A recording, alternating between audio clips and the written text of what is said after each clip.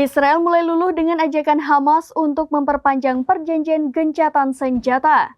Melalui Perdana Menteri Israel, Benjamin Netanyahu, Israel menyetujui perpanjangan gencatan senjata dengan syarat Hamas membebaskan 10 sandera per hari.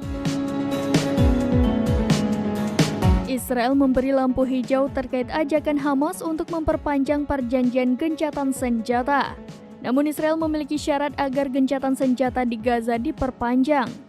Melansir Tribun News pada Senin 27 November 2023, lampu hijau perpanjangan gencatan senjata itu disampaikan oleh Perdana Menteri Israel Benjamin Netanyahu.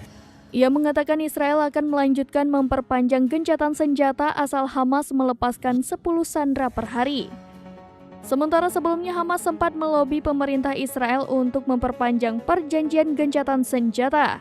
Kesepakatan yang semula hanya 4 hari diharapkan bisa diperpanjang agar sandera yang dibebaskan bisa bertambah banyak.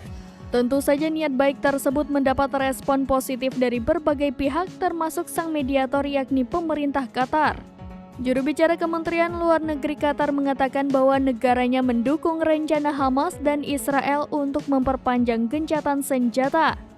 Bahkan dunia menuntut agar Israel merubah jeda 4 hari menjadi gencatan senjata secara permanen.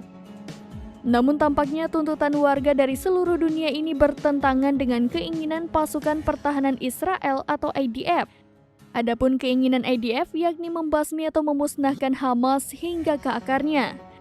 Meski begitu, Israel belum memberikan jawaban terkait kesepakatan perpanjangan gencatan senjata hingga berita ini dibuat.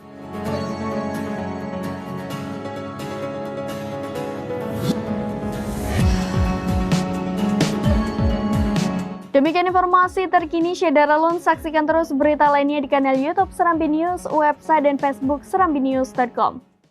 Download Tribun X sekarang, menghadirkan lokal menjadi Indonesia.